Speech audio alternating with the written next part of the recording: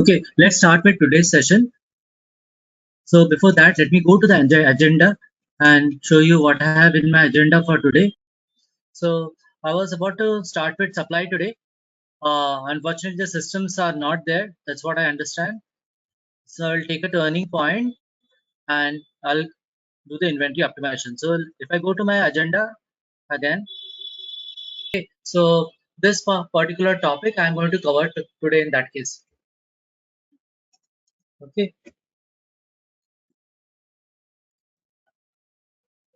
This is a critical topic because any interview comes up, anything comes up, they expect you not to know in great detail. But if you answer these specific questions, you should be good enough to clear any interview or any certification or any client discussion calls. Okay, so we'll go in detail today. Now, to start with, all of you are able to hear me, right? Sunny, Aditya, all along with me, right? Yes. Okay.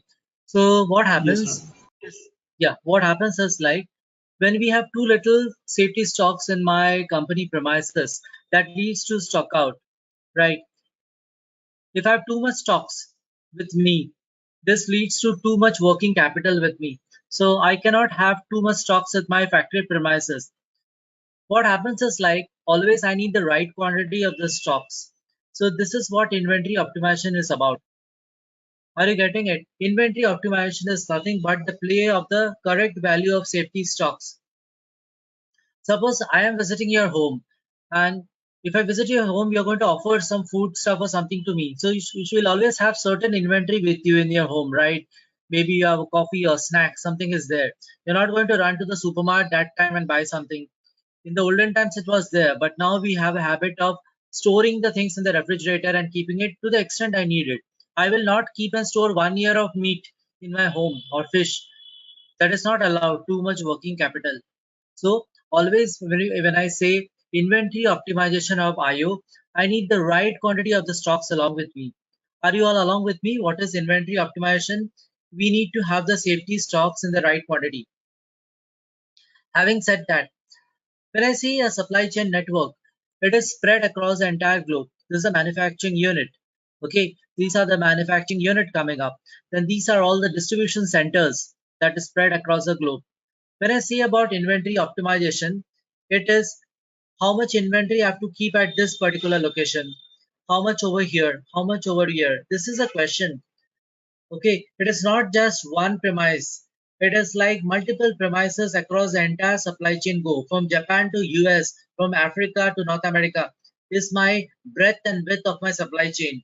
I have to see, like when I'm doing inventory optimization, I have to satisfy and propose a system to have the right quantity of safety stock at each and every location across the supply chain network. Getting at how the complexity comes up.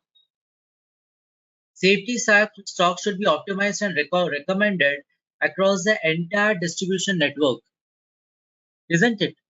So it is going to happen like what stocks is needed over here. If it is a less stock, I have to push it to the other location. So that is how inventory optimization makes sense. Like you push the stocks over here, or from here to this particular location, I'm going to push the stocks.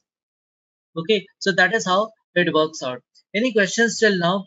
What is called as multi-stage inventory optimization is like if you have only one location, that is a single stage, but you have so many locations across the supply chain network, then we use the word multi-stage inventory optimization. All of you along with me? Ajay, you're able to follow? You've joined the class after quite some time. Chandra, Dinkar, any questions? Iqbal, Yes, I'm clear till now. now? You're clear, right? Naresh, Sunny, Tushar, Yes. So far good. Iqbal. Okay, okay, so far so good, right? So it is very critical when we say multi-stage or multi-echelon word is used. You know, you'll see this word coming up, MEIO. Somebody asks you in an interview, what is MEIO? So you have to remember instead of multi-stage, I use the word multi-echelon. It's a better supply chain word, okay? People might call echelon, echelon. See the dictionary with the right sound of that particular word. Okay, so multi-echelon inventory optimization is nothing but it checks certain inputs and certain outputs. So let's see what are the inputs of inventory optimization. The first input of inventory optimization is demand variability. So Sunny, what is a demand? We have done the demand planning section, right? What do you mean by demand? Make it interactive, it will be an interesting session. What is demand actually? Yeah, taking sales into consideration and doing forecast for the future. Forecast in the Okay, future based on past historical data. We have life yeah. cycle planning, we saw realignment. What else did we see in demand planning? Forecast automation. Okay, we have seen all the detailed topics of demand, right? How it works out, isn't it? APC classification, XYZ classification. Now this is something we have to discuss about forecast RSCV that we'll discuss now. And what is demand variability? This is the input for inventory optimization. Now, how do I explain this particular Excel sheet? This calculation is internally done by the system. Nothing is that I'm telling you. System does it. I'm just trying to decode what the system does. Okay. So over here, if you see the forecast that is coming up and the shipment history. So what is the history? History is in the past time buckets. Okay. These are all the historical data. Now, what is the forecast? Forecast is what we actually forecasted in the past. Okay. Now, what is historical forecast mean absolute deviation? What is the deviation between the history and the forecast? Let me make it much more simple. This is the forecast that is coming up. I've just copied from year to year. This is the IO shipment, what shipment has happened. So key terms and demand variability. I'm going to see my variations of what I actually sold. I sold 164, for example, Benz car in 2017, whereas I forecasted 190. Is it an error? Chandra, is it an error or not? Is it a bias? What do you think? This is what I forecasted and this is what I sold. Do you think this is an error or not? Yes. Okay, so is it a positive or negative bias? Why asking you these questions, people will ask you, what is it positive error or negative error? Yeah, you overestimated the demand. Right. So the formula is sales history minus the forecast. So sales history minus forecast is positive or negative? It's negative, right? Then this is called as a negative error in the system. But suppose you forecasted 190 and you sold 200, then that is a positive error. Are you all along with me? Sales history minus forecast, if that is negative, that is called as the negative bias. Remember the first class that we took, the negative bias, positive bias. Okay, so this is what is a deviation that you have to see. So the right word over here of bias and X, the other synonym that we can use is called as the deviations that we have. What is a deviation, my friends? Shipment minus the forecast. 164 minus 190 is minus 26. Okay, 140 minus 190 is minus 50. Okay, that's how 20 minus 177 is minus 157. All of you clear along with me what is a deviation means? I'm deviating from what I sold, what I forecast. Where is 190 here? Sorry, I didn't Sanjay, follow what, 190 here. what you didn't follow? Negative. Where is negative here? I didn't follow the minus. I can't see the figures. Just 1 minute. I'll explain again. You sold 164 Mercedes-Benz car in 2017 week 2.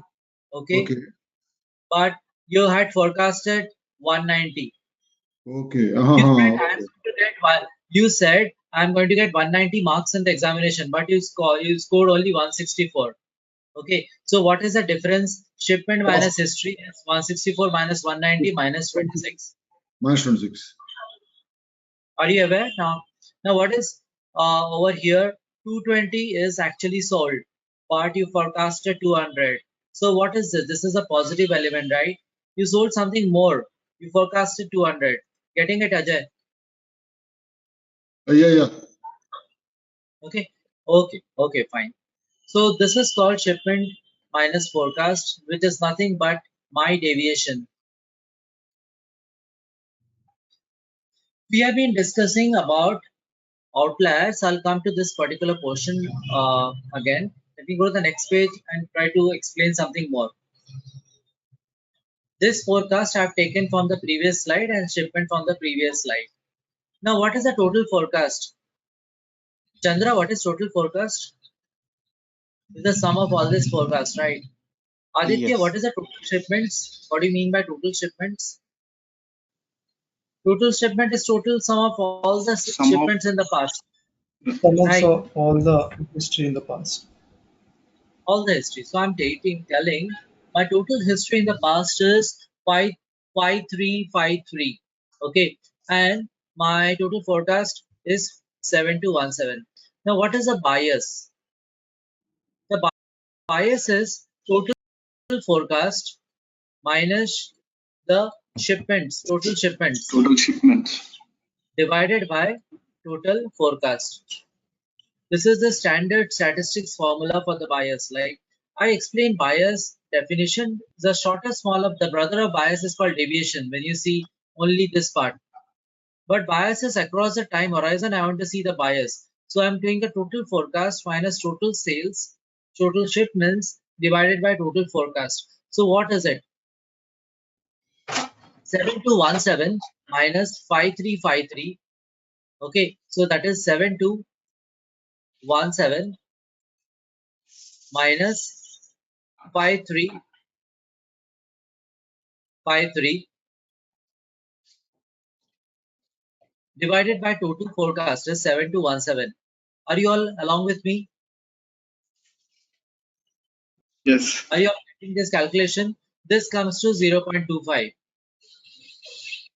This is called as bias. So anybody can answer me what is the bias? Who haven't spoken? Dinkar, can you tell me what is the meaning of bias? It's Yeah.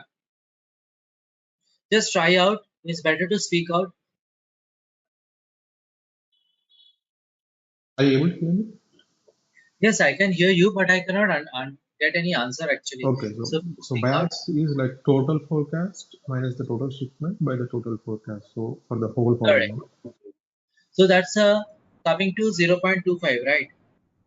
Yeah. So this is negative bias. If you have this total shipments is greater than the total forecast, you will get the positive bias. Exactly. So that is how it works out. Sometimes we take the absolute value also. Okay. Now let's try to understand this bias. Now, what is the meaning of bias adjusted forecast? Ajay, you're clear, right? What is bias? Later on, don't ask me again. What is this one? What is bias? You're clear, Ajay? 100%? Clear. Okay. Now, from this bias, I want to proceed ahead to 1 second.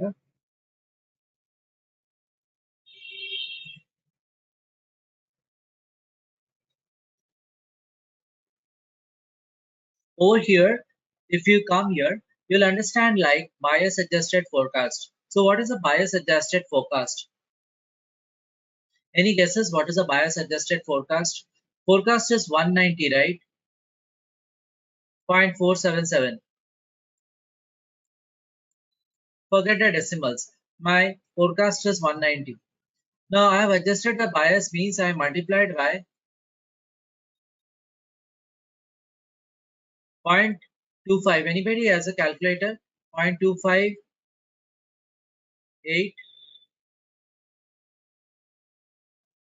What is 0.258 of 190? Can anybody say to me? What is that coming up?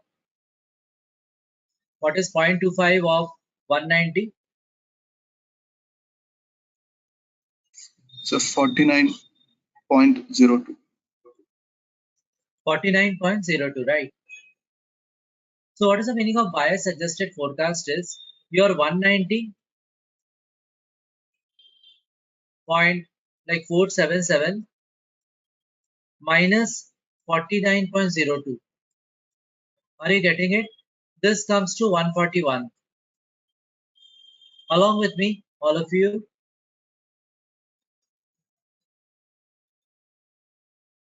This comes up to be 141. This is the bias adjusted forecast. All of you got the formula? What is bias adjusted forecast? Can anybody repeat for me? Want everybody following it? Bias adjusted forecast means the what we forecast into my bias, okay, Yeah. equal to bias adjusted forecast. Previous screen I showed you how previous calculation how we calculated the bias, right? This is 0.25.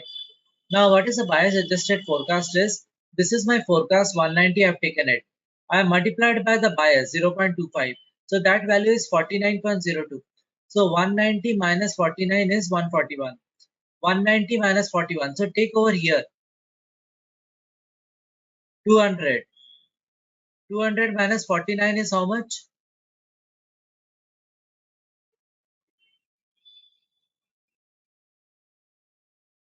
150.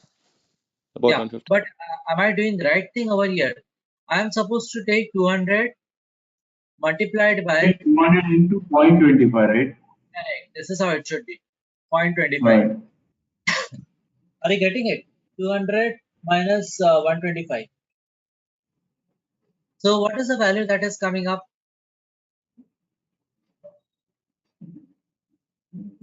Somebody tell me. 0.258. It's 50. going to be 50, right? Yeah. It is 50. 50 more than a little bit. Yeah, more than 50 point something, right? That comes up 50.1 to 50.4 maybe. So now what is 200 minus 50.4? It will be 50.112 or something. Okay, calculate because it's 258, right? So it's a bigger value. So almost 26 it comes up if I round it up. So what is 0.26 into 200? Around 52 it comes up. Okay. Now this 200 minus this bias adjusted forecast 52 is around 148 it comes up. All of you getting it? How this, what is bias adjusted forecast? So only these are the standard figures we get, right, in the system. This is system calculates it. I am trying to explain you how system calculates. Correct, You correct. will Okay, not okay. understand. System will at the end of the day, the algorithm of demand variability will calculate forecast error CV. This is the output you are going to get it. Okay, one word Okay. or one letter output. I am just explaining what is demand variability. In case anybody asks this interview, you can always, you are clear what is bias, what is deviation, how inventory. If you explain this, it creates an impression. You know the calculations. Absolutely. Thank you. That is the only thing I'm going through it. I'm going to share. I have the Excel sheets. I'll share these calculations. Nothing to worry. Just pay attention over here. Full attention. Now, input shipments, unit of measure. So this is the shipments, right? 164. I have again put over here. Now, what I'm doing is absolute of shipments by minus bias adjusted forecast. This is called the absolute deviations. So your shipment is 164. Okay, minus 141. That is how much? 22. And this is absolute value.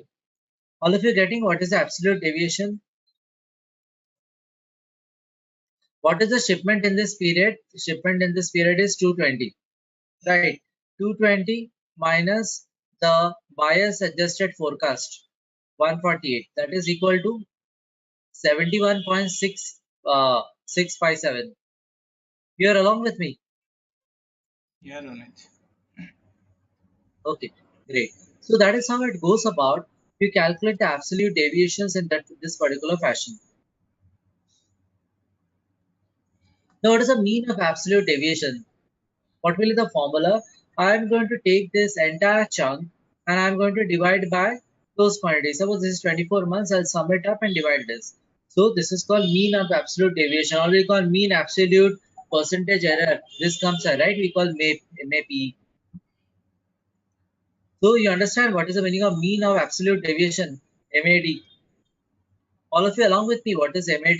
Mean absolute deviation is nothing but it is seeing how my absolute values are getting deviated. Okay, this is all the sum divided by the total number of periods. There's a mean of all the days. See, somewhere it is 22, somewhere the division is 132, somewhere the division is 71, somewhere it is just 17. So I am doing the mean absolute deviation, that is 65. Clear till now? What is MAD, mean absolute deviation?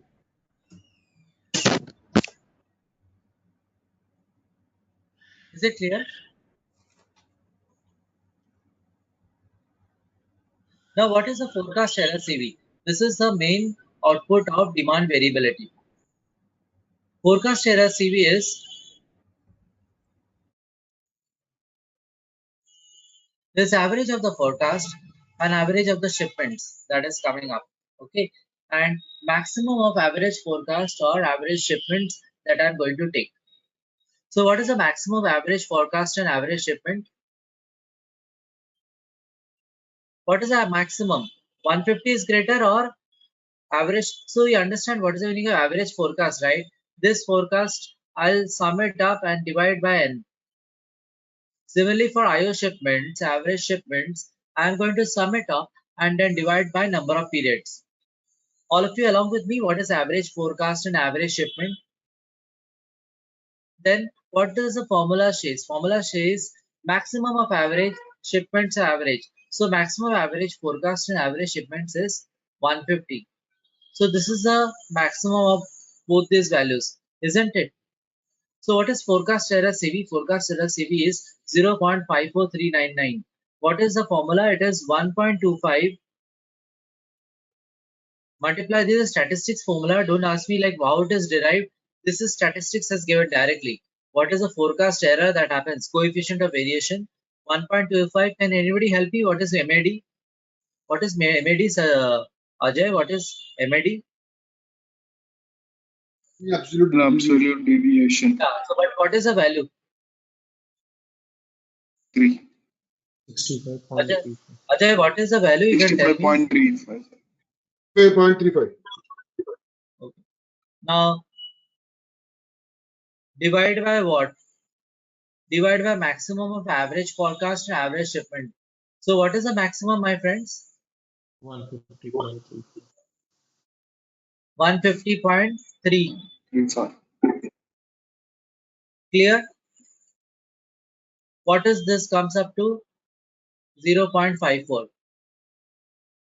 So, this is what we have derived.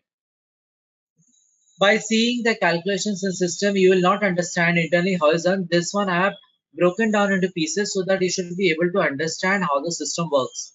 Okay, or anybody tries to ask you what is demand variability. Demand variability is the input for inventory optimization. So that is a forecast error CV. It says like if your forecast error, what is the variation? 0.54. So there are the even in college schools you have studied the log tables, right? So it says like 0.54 is okay, it's a better variability. But it goes to 0.9, it's lot of error comes up. Okay, so that is how we say that it's called forecast error coefficient of variation. Okay, and this is how we are determining or deriving at the final formula. Am I making myself clear over here? Nobody will be able to understand just when we run the algorithm, demand variability algorithm, it will come with certain value. So, but what is the background behind it? This is the actual background behind it, how we do the calculation. Dinkar, you're able to Ronit, follow? Yeah. Naresh, yeah. Ronit, in APO the MAD will be calculated like absolute difference between exposed forecast and actual value, right? Right. This Okay, also we are exposed forecast in the past is what? It is a forecast in the past, right? Whatever we forecasted. So okay, here okay, the okay. IO forecast adjusted. But Okay, especially correct. what happens is like when we take a backup of the values, what we actually forecasted, adjusted. Okay, so that was in the past. So that is how the deviation happens. If you want, you can take adjusted key figure in the past or as a backup or take a exposed. It depends.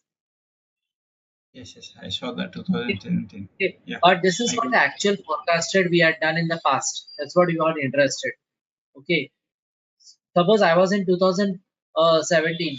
So I was in 2017 January in the first of 2000 first of January 2017. This was my forecast what I had done that time. Okay, and then I did the manual adjustment. So final demand plan that was released to supply planning was adjusted forecast. Okay, and then the shipments, what was done. This is what I am trying to compare and arrive at this particular element called forecast error CV.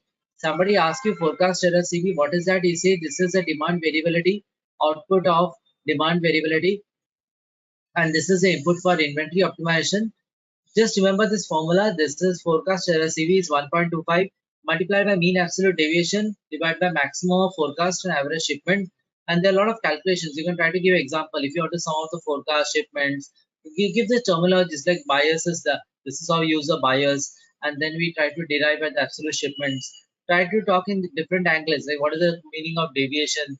Say in short, like this is how at the end of the day I want to come with element that is called forecast error coefficient of variation CV. Okay, and that is the input for inventory optimization. All of you along with me, able to follow? Yeah.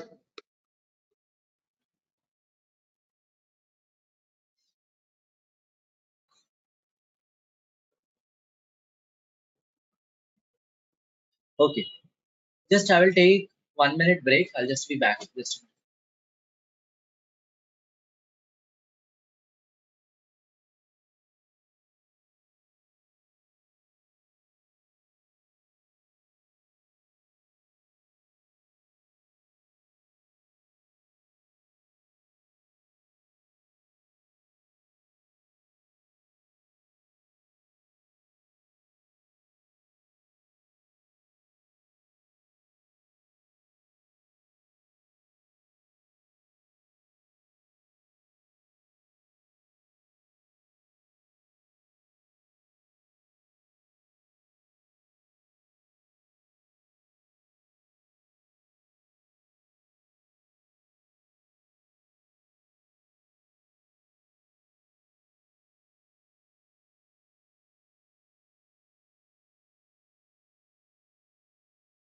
so this is called as demand variability.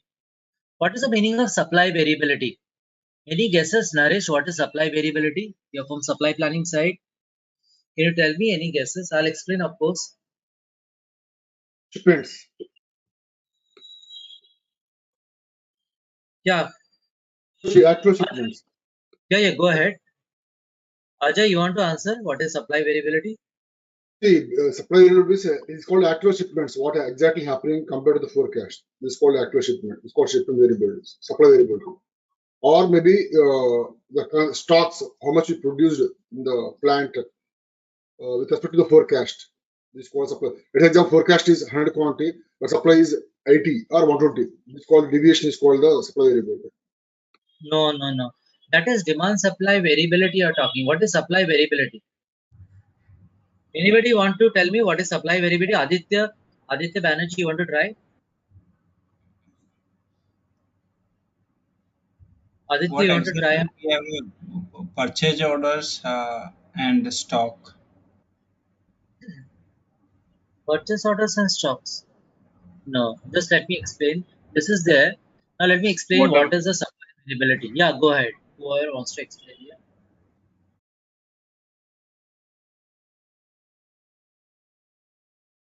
I think whatever we purchasing that saves into the inventory, and whatever we trying to sell to the customer, and that uh, No. Let me explain you.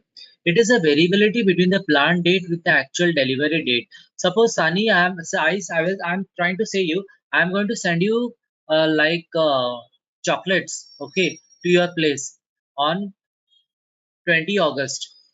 Okay, so 20 August, I'm going to send you chocolates of like my 20 kilograms of chocolates. Okay, I'm going to send you from India to US. Fine. But instead of arriving on 20th of August, it is arriving you on 25th of August. So there is a delay, right? I told yes, you I'm going to sell 20. But so because using the 20 kilograms of chocolates, you're going to do some business in US. You're going to sell it or you're going to supply to any marriage function or somewhere else. But you want this kind of Indian kind of varieties of chocolates or something. Okay, I have dispatched you. So there is a delay over there. Maybe there was some delay problems. Maybe in the local custom clearance or something. That's why the delay happened. Otherwise, so this is a delay. Maybe I said to you, I'll supply you on 20th of August, and you got it on 19th of August itself, isn't it? So you receive one day early, right? So still there is a deviation, right? But you receive early, that is good. So that is not late thing. That's positive. You get something from Amazon, you order, you get on the same day. But sometimes you also encounter with situations where there's a delay, isn't it? So that is called the supply variability. You suppose all of a sudden there's a strike or there's a calamity, the goods might not reach you in time. There were war situations going on in Europe. We have seen the euro going down. So what happens? The supply variability is going in a bad situation. It's like the prices are increasing many places. So that is a supply variability that happens. Like whatever you want to supply, you're not able to deliver in the right time. Okay. Suppose I have to explain, give something to you. I'm not able to explain, and I'm every day I'm telling you something else. So that is called as a variation of what I have to supply. I'm not able to supply you, right? It should be like whatever I have committed that particular date, I should be able to do that in that particular date. Okay, so that is called as the best way of working. So that is called supply variability. Based on the demand, if you cannot supply in the right time, then that becomes a variability. But in supply chain for my company, which is spread across the entire globe, what happens is like this is very much common, right? I'm going to have the variations. That's pretty normal. I cannot expect I'm supplying from Japan to US. It takes 4 months to travel by ship. It is going to arrive on the same day. Maybe it is arriving 2 days early or after 2 days, right? But still, it's a variation, isn't it? So that is also very important for my safety stock. Suppose any customers, Sunny visits you and asks for chocolates. You didn't receive the chocolates in time, so you don't have any safety stock. You will be losing your customers, isn't it? This way. So supply variability, all of you getting me? Let's try to see the example. Suppose your receipt date, okay, actual receipt date is 12th of January, but the calculated requested receipt date was 15th of January. Got it? I said like I want on 15, but I arrived 2 days, 3 days early on 12th of January. So there is no late. But suppose I say I want to get something on 29th of December. Sorry, I wanted something on 27th of December, whereas I got on 29th. So there is a late. Late is an alert, one alert I'm getting. I wanted something on 15th of December, but I'm getting that in 5th of January. So there's a delay of so many days, right? 20 days, 25 days, there is a delay. 23 days. So that is a late. All of you along with me, what is a late indicator? It indicates like whatever I expected to receive it, I didn't receive in time. That is why there is a late indicator. Getting it, all of you? Yeah. So this is called as a supply variability, where we have a deviation where I expect it to happen and how I'm receiving it. Along with me, all of you, what is supply variability? Who wants to volunteer and explain me? Ajay, you want to explain this concept to everyone? I'm good here. You're good? Okay. Dinkar, you want to explain? Like somebody asked you supply variability. Can you explain in 2 lines quickly?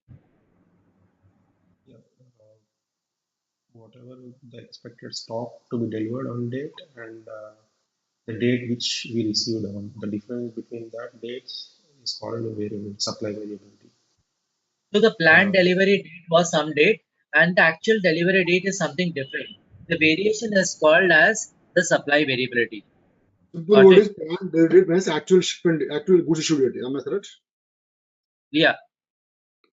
Good receipt date, not issue date. You're Goods receiving somewhere. GR and GI are different, right? Goods receipt is where you're receiving at a destination. Got it? Now, what is service level simulations? This is a third input for inventory optimization. We have studied ABC XYZ. Can anybody explain me what is ABC XYZ? We have taken an entire class on this one. ABC Aditya, is the yeah, go ahead. Yeah, Dinkar, go ahead. Please go ahead. Yeah, ABC is the bestsellers, which if the yes. bestsellers for the organization comes under A. So same way there will be distributed into B and C according to their sales value. I Right. mean revenue value. So what you have to say, A category, just the right word is the product that generates like around 80% of the revenue for the company. Always example, remember an example. If Nestle is a company, there are 5 products like the Nescafe, your Maggie, your Kit Kat, XYZ, blah blah, 2 other products. These are the products that generates 80% of my revenue. So that's why I term it as A category of product for me. In the world, you will see like there are 2 or 3 persons or 100 persons are the richest person of the world. They have the 80% of the wealth. That's called the Pareto analysis, isn't it? So the money counts over here. So those products are generating the maximum revenue. They are A category people. Got it? What is XYZ, Sunny? XYZ Sunny, what is is the forecast of the product. Suppose like if I take A is like 8. A is like it's an important product in the company, so easy to forecast. So no if I take B, ABC is done. ABC is done based on the revenue. Okay. What is XYZ? That's what I'm asking. We have discussed. Depending on the volatility, depends right? on the sales. Yeah, Yes. volatility. Volatility is the right word. Suppose their historical data is highly volatile, like something you sold in Jan, again in March, again in the month of December. There is no pattern. That is called the Z category of products. Okay. What is X category of products? Suppose you have very stable sales history, like in January, February, March, April, May, June, July, August, September, October, November, December. Every month I have a stable forecast and a stable history. Then that is the X category of product. Got it? The product can be C category product. It doesn't generate much of a revenue. Okay. But the product can be B category of product as well. The product can be A category product as well. But it is the product that has sales in a very confident way, in a very stable way. Sunny, did you get my point? What I'm trying to convey? Mm, It has a stable history and stable forecast. I'm not talking of the revenue over here. ABC is a revenue. yeah. X category of product can be X, A, B, or C, anything. That doesn't matter. Now, what is CSL stands for? Customer service level. So I say customer service level for my A category of product is 0.99. Sorry, I'm not able to write properly. 0.99. I can put my customer service level is 0.7. I can put my customer service level as 0.8. What does it mean, my friends? Can somebody tell me what is the meaning of 0.8? That means 80% of the time I'm able to satisfy my customers. When I say my customer service level is 99, that means 99% of the times I'm able to satisfy my customers. Yeah. Okay, so these are all the master data of service level simulation.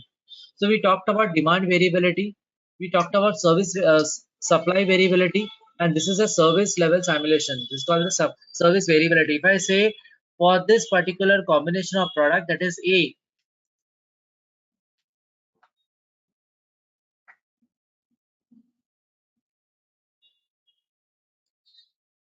if I say this is my particular product, which is a combination of A and Y, so I am telling my percentage is 85%. That means 85% is I normally satisfy. This quadrant, if I take Y and C, I say this is maybe 70%.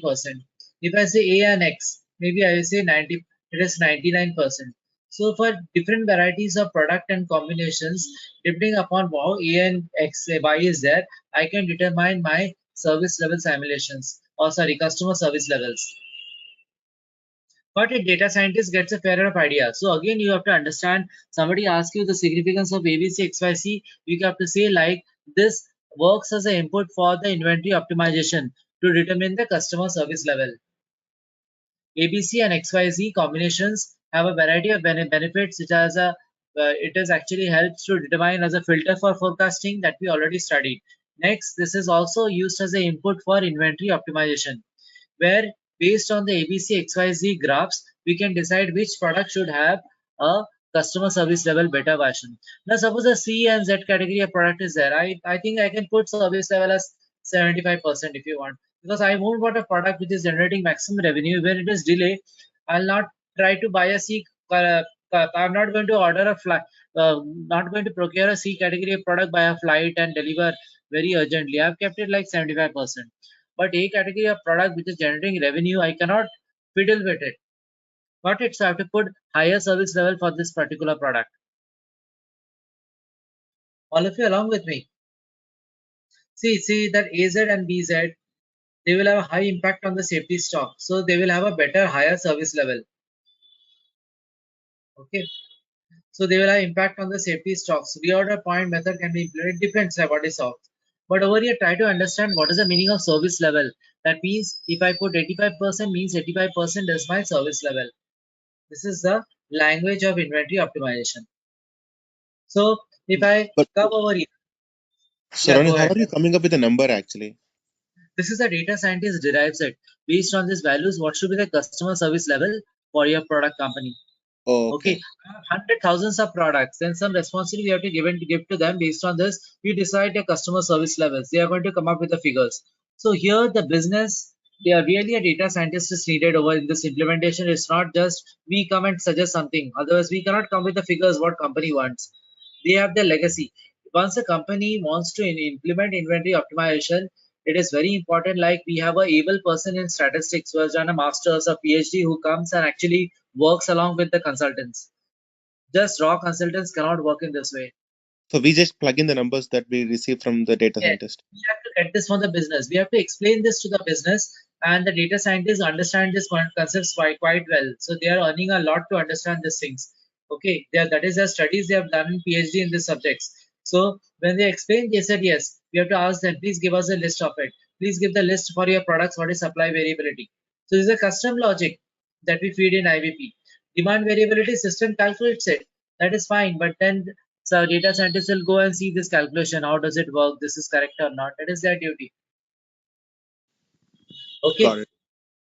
Okay. So IO implementation never goes without a data scientist. Is very important. Like the person remains and helps us in each and every stage of the project.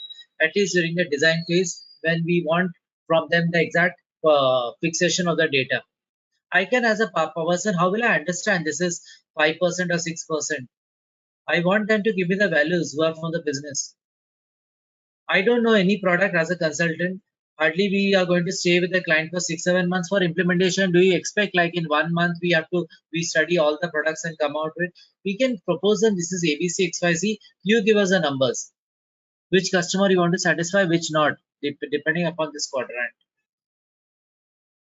Now safety stock. When I say so, there was a demand, supply, and service variability safety stock. Got it. This is a summation of safety stock due to your supply variability, due to demand variability and service variability.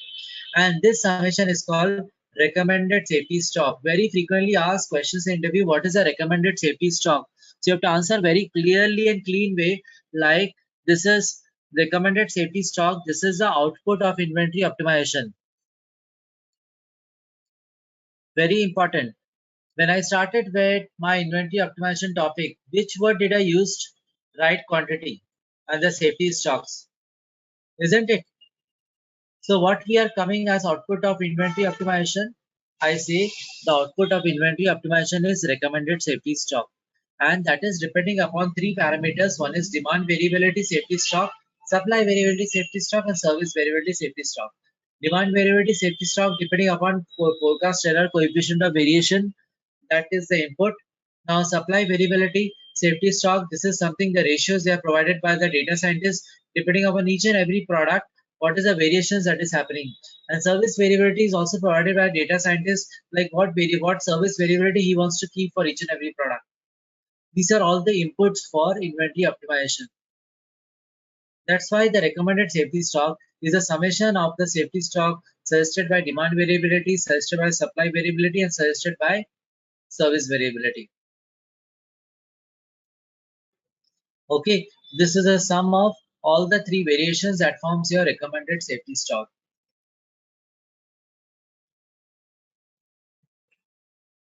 So what did we talk about in the last 30 minutes? The last 1 hour we have been talking, right? What are the inputs of inventory optimization? Demand variability, supply variability, and service variability, isn't it? All of you along with me? What are the inputs of inventory optimization? Getting me?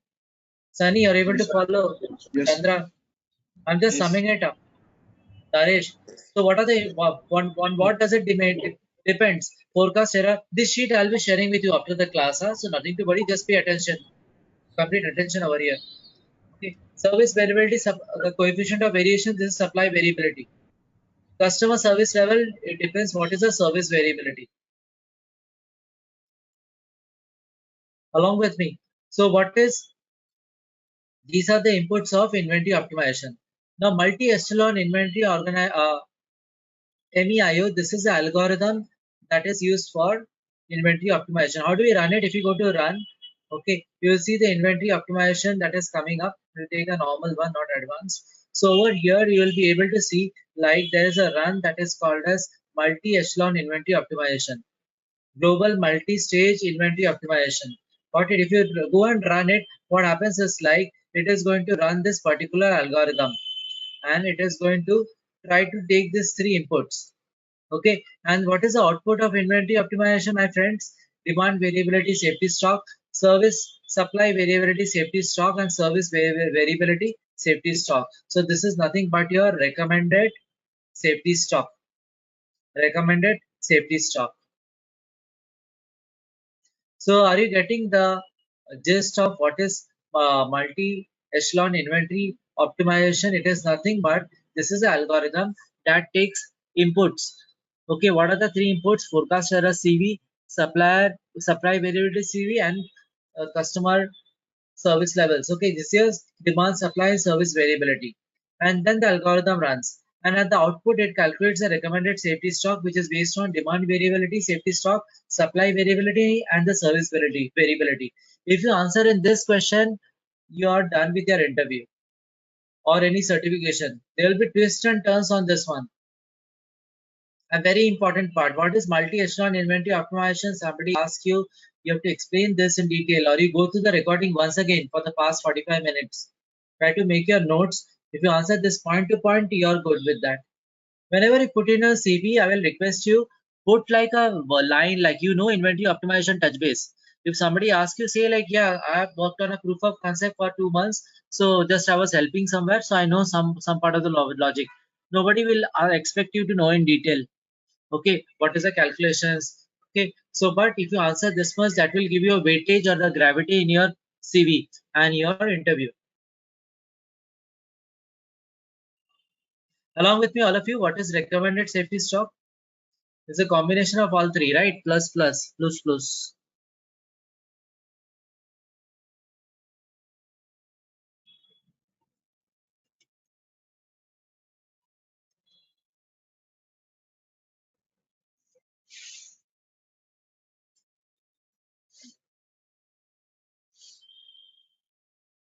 Now, for my company, suppose I am planning certain components, okay, critical raw materials.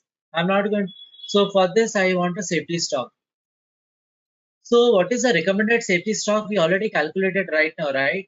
This is the output after multi-echelon inventory or multi-stage inventory optimization. This is in green. All of you along with me.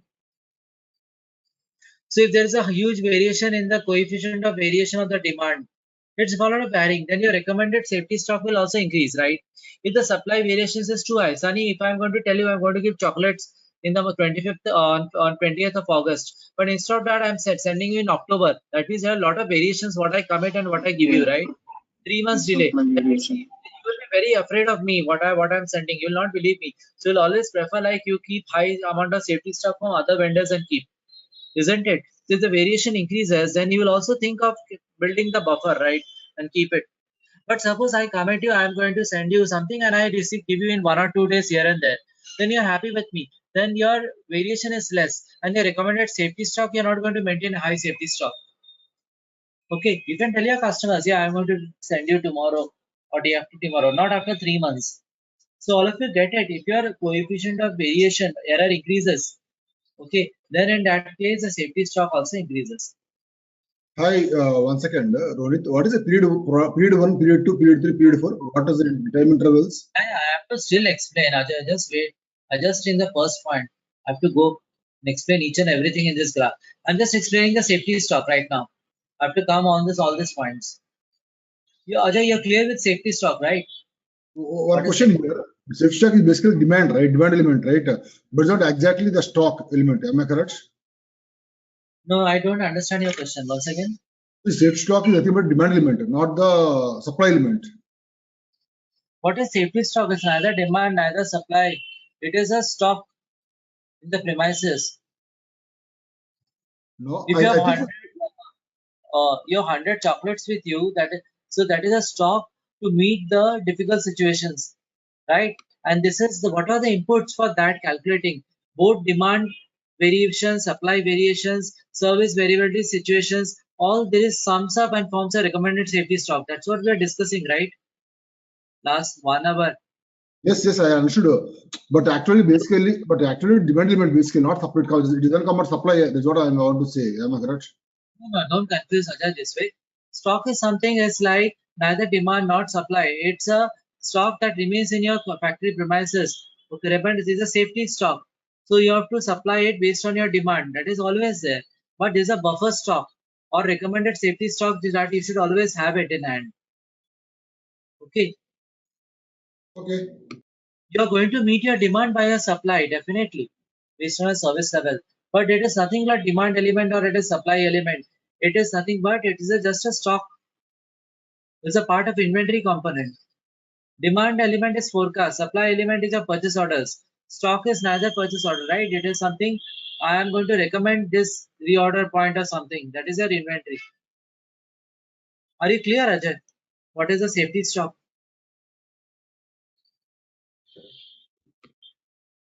You're following, right, Ajay? Any questions you have?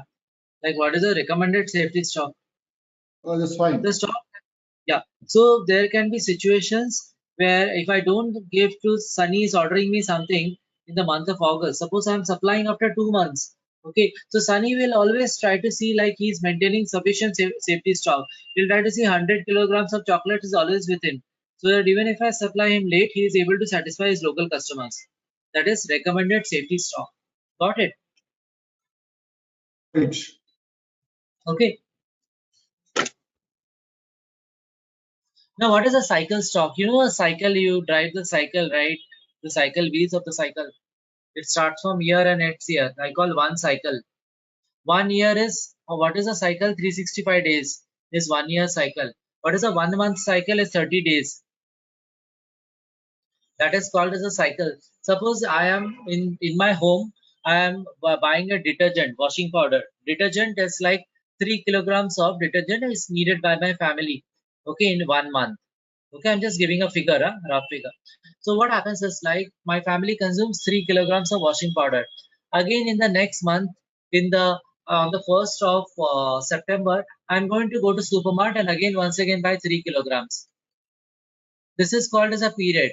Suppose Sunny, suppose Ajay, you go once in 2 months and buy this washing powder. Then your period will become 2 months. It depends. It's a variable picture. Not every 2 months you're going and buying it. Every 1 week you go and buy your washing powder of 3 kilograms. You're running a hotel. Okay, in the hotel you have 5 rooms. So your guests are always coming here and there. So in that case, you have to go and buy like maybe instead of 10 kilograms of washing powder every week you keep on buy and stock it. So understand what is the meaning of period. Period is not like 1 month or 1 week. It is depending upon the situation, depending upon the product, your period can vary when you're going and buying it. That is your cycle. I say, Ajay, your cycle is 1 week because you're owning a hotel and there's 5 big rooms where 5 different families comes and stays. So your washing powder is like every week you have to buy 10 kilograms. A lot of laundry things are coming to you. Everybody getting me? What is the meaning of period? It is the cycle. Suppose Yes. I am going to order something from US to Japan. It takes 3 months to travel. Okay. Then what is my period is going to be when I order, I know after 3 months it will come. My period will become 3 months, every 3 months. Got it? Yeah. Suppose from Okay. US, LA to Los Angeles to New York. Suppose it is telling only 1 week of I'm putting it because the flight is like on the same day, but then certain clearance happens. So I say that I'm going to replenish every week. Okay. So washing powder, are you going to go to supermarket every day 20 grams you're going to buy and come? No, right? 3 kilograms in 1 week, you're going to go in the beginning of the month and buy it and keep it. And every week, what happens? Every day you're consuming it. So your cycle will go down, right? At the end of the 1 month, what happens? You have consumed the entire washing powder. 3 kilograms goes to zero. If you go to your detergents where you're storing in your house, if you try to have a look, you'll see everything is finished. Then again, when it is finished, can you see this graph? It is down. Then again, you'll go to the supermarket and buy it, isn't it? Now, what is happening over here is like, suppose you are maintaining certain extra safety stock. Why? Because maybe you are expecting like any situations you're going to keep like 500 grams of extra detergent with you. That is your safety stock. Got it? So what is the safety stock? In addition to 3 kg, 500 grams is your additional safety stock in the house. So any situation happens, like certain guests may be visiting your home, they are staying for 2-3 days. There is a quite a possibility like some extra detergent I can buy it. So always when you try to buy to the super part, you'll not buy it 3 kg, but you'll see ensure like 3.5 kg is bought so that a safety stock is met. Are you all now getting what is the meaning of safety stock?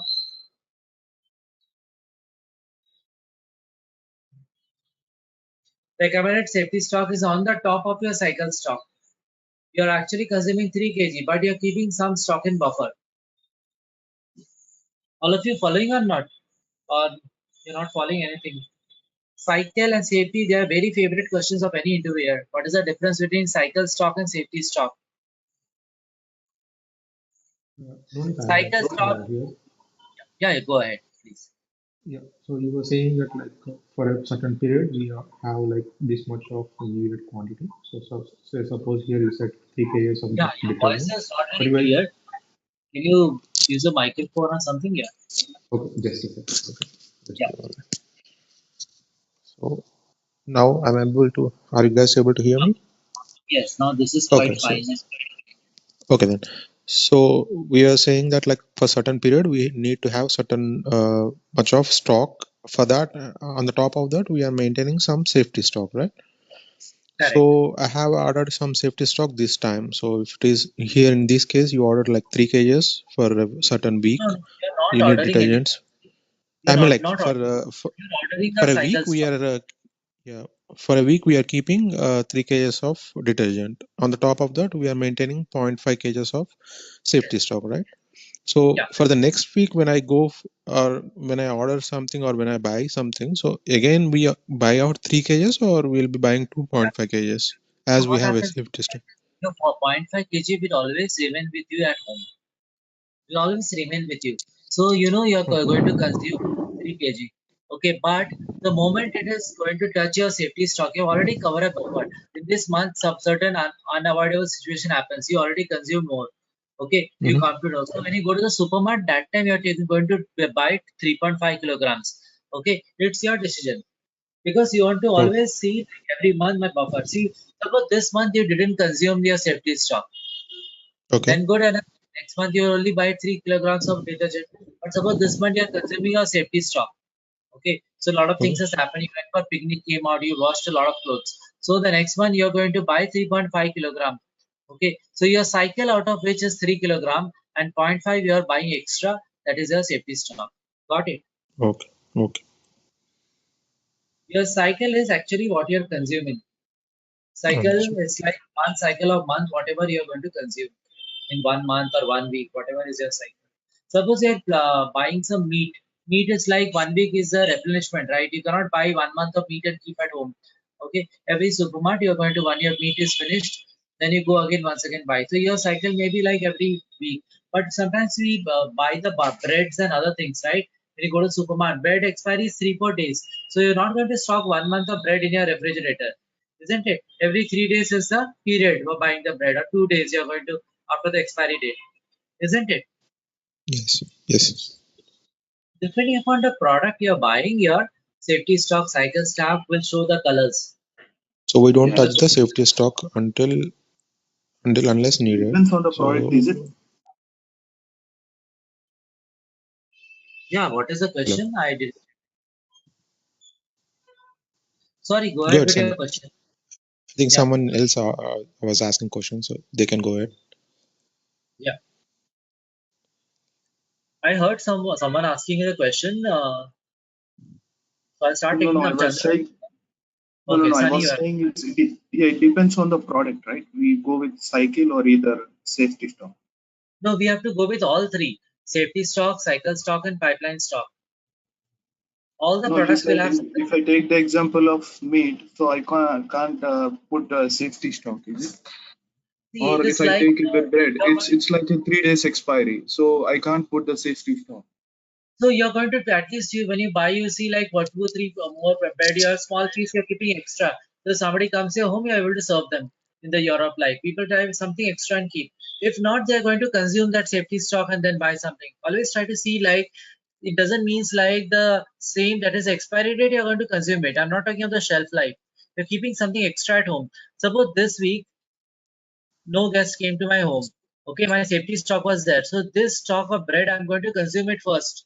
And when I go to the supermarket, again I'm going to buy this bread.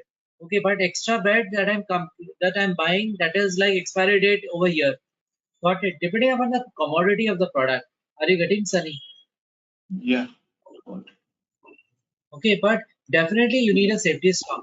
See, the bread is not that good example. In a factory premises, they are doing the turnover in millions of dollars, like here their products. So for them it matters. Okay, what is the safety stock? My extra or not? So this is what I have to keep it. I cannot just say to my the orders that comes in the company of so many dollars will come up. They have to do the turnover, right? In the project itself, you see there are some resources are taken as a shadow resource. So as a safety stock, suppose any project person is leaving the company, then the shadow resource they are hired by the company and freshers, they can take over the roles and do it. Are you getting? That's a safety buffer for the project. We keep it. Suppose we don't keep buffer for the project. So if somebody leaves, so we'll not have any backup person for us. So normally we hire a combination of different consultants so that people are there. If somebody leaves, our company also will not face any problem. We have the other safety stock. So always the recruitments are going on and people are also leaving. Are you getting the concept? What is the safety stock? In Yeah. any project in IT industry, we keep some buffer persons also, right? Suppose somebody leaves, we cannot say. That's why the constant hiring is going on for any company because people are also attrition is also going on, right? At the same time. So that is we want to have a safety stock. What is pipeline stock or in process stock? So everybody clear with pipe cycle stock? Yeah. Ajay, you're clear what is pipeline and what is safety? Very clear, right? Yeah, Ravi. Yeah. Yeah. What is pipeline, Ajay? Can you tell me what do you understand by pipeline? Water comes by a pipeline, right? You have a reservoir at your home, your safety stock is done, everything is there. But something you order, it takes some time to travel. Suppose certain product, it is being ordered from Japan to US. Suppose every month I'm not placing the order, but there's a certain lead time to travel 3 months, right? At the end of the month, I want to receive the product from Japan. I'm in US. I want to have my product, so I have to tell in the mid of this period. Okay, suppose it takes 15 days to travel from Japan to US, for example. So I have to tell in the mid of the month, right? Take an example of washing powder. That's not a good example. We have the supermat. We can go. Suppose your washing powder is such an element which takes 15 days to travel. If you order by Amazon, see Amazon gives right on the 1 or 2 days. But suppose take an example. It takes 10 days to travel. 15 days to travel. Then you know there's a lead time for me, right? So if I order something, then I'm going to get this in the beginning of the month. Getting it? This is a pipeline stock. So in the mid of the month, I'm ordering it because I know there's a lead time to travel. It takes 10 days to travel it. So my friend, if I need 10 days to travel, then I cannot go to the end of the month. Sunny, see, what happens is like, suppose with the washing powder example, you go to the supermarket on the last day and buy in 1 day only. That the lead time, that the pipeline stock is like, it doesn't need to be communicated, it's just over here. The cycle stock and pipeline stock is almost equal over there, right?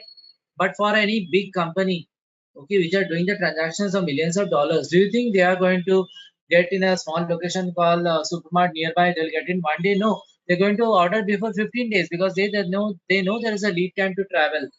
Okay, so that's why that is called as a pipeline stock. The stock that is invisible, but that is actually traveling. So this stock is was in Japan over here. in the mid of the month. From Japan, it will take 15 days to travel to United States of America. This position. Okay, so it's like 15 days. It is stock is traveling. The stock element horizontal is the same. So when the stock comes up, it becomes your cycle stock.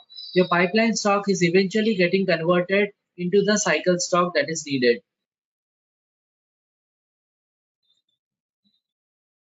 Any questions? What is pipeline stock?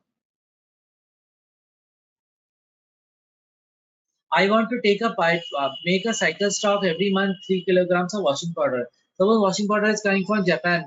It takes 15 days to travel. So I have to intimate before 15 days, right? Okay, there is a war going on. I am only US, nothing, the detergents are not available. I am going to procure from Japan only. Japan is the only country having the detergent, for example. So it is taking 15 days to travel. So that's your pipeline. Your stocks is not visible. It's traveling. And when it comes in the first of the month, I'm going to receive it. All of you aligned with me? Naresh, you are able to follow? No questions from your side? What is cycle stock? What is Yeah, Ronit. pipeline? To be very clear, this is the favorite questions of interviewer. When you say inventory, put in the CV, then they will ask you what do you mean by pipeline, cycle, and safety stock? What is the concept? We don't expect you to know the formulas. There are formulas I'm going to cover now.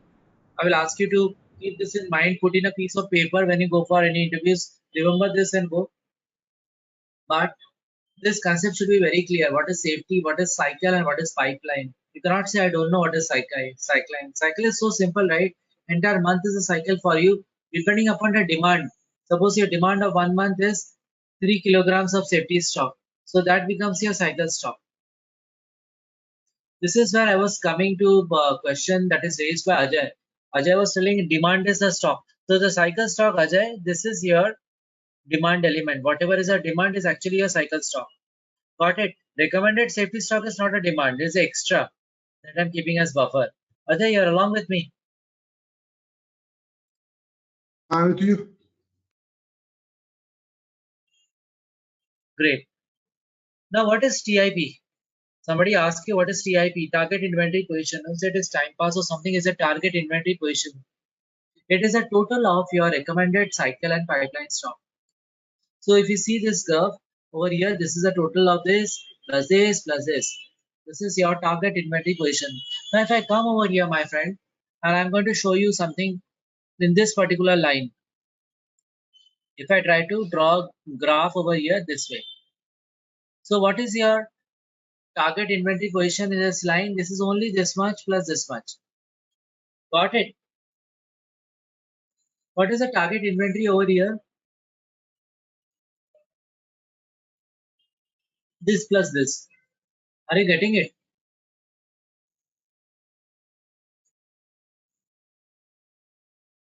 Everybody able to follow or not?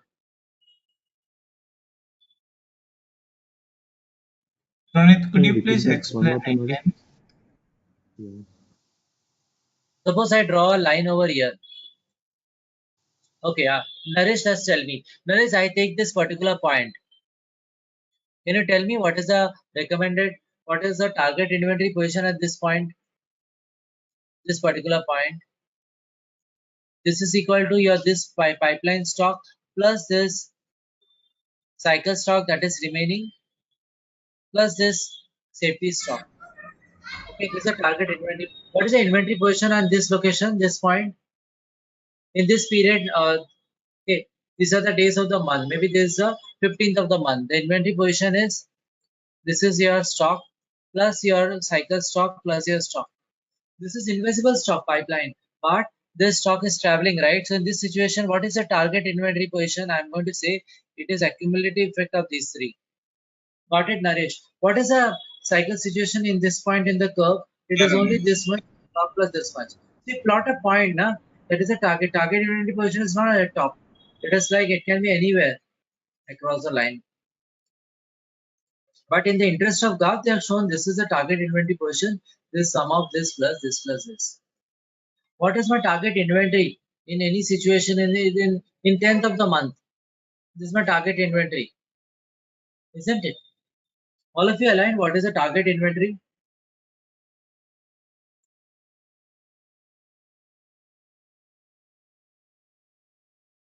Have you aligned with me or no? What is Yes, target student. inventory? What is on-hand stock? This is again an interview question. What is on-hand stock? On-hand stock is recommended safety stock plus cycle stock. You have to buy out this thing 1 or 2 times.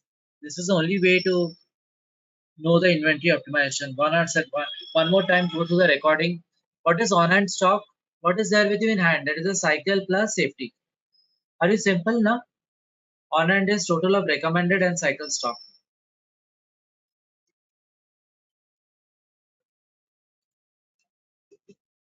So this is what I've tried to put the notes over here so that you all understand in a better way. The 5 kilograms of detergent, that is anything, it's okay. So your cycle stock, pipeline stock and safety stock, these are the three varieties of stocks. Okay, that comes into picture. When I say target inventory position, what is TIP? What is the meaning of TIP, my friends? TIP is the sum of safety, cycle and pipeline. What is the on-hand stock? On-hand stock is cycle plus safety. So these notes I'll give you, just go through this sheet, you'll understand it better. So what is the safety stock? Stock maintained as per the safety, as per the needs, extra we always maintain a buffer, isn't it? So that is your safety stock.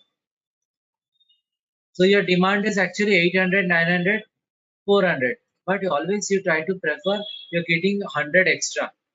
So what is the target inventory position? 800 plus 100, that is 900. Suppose your cycle stock in the one particular situation, 15th of February, your cycle stock has gone down from 900 to 450. So the pipeline stock you have ordered 450. So 450 plus 450 plus 1 plus 150 target inventory position in February. That will be equal to your TIP. Got it? Depending upon your safety stock, depending upon your pipeline and cycle stock, your target inventory position gets determined. All of you aligned with me? This concept?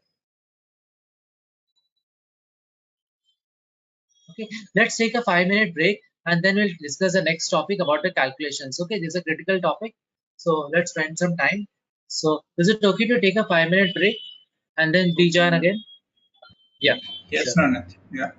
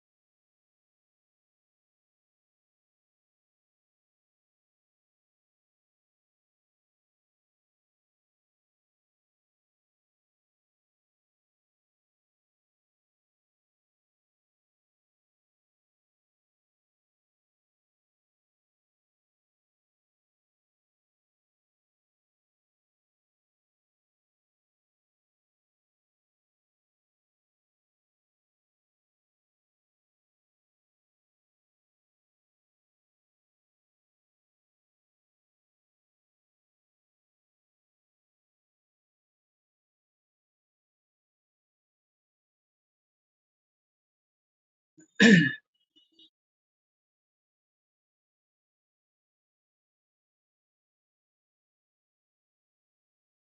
Chandra, Dinkar, Iqbal, Mohan, Naresh, Sunny, Aditya, I'm back.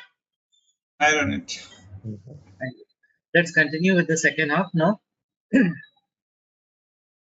Now, before we went for break, we tried to understand what is your target inventory position, right? So it is a combination of pipeline, cycle, and the safety stock. But how the system calculates? This kind of theoretical way I can understand for one product, taking an example of washing powder, that is good. But I have to run a factory in multiple locations across the network, right? So many distribution centers. Okay, I cannot have one product, so thousands of products, so many locations. We really need a statistics formula. There's a formula from statistics.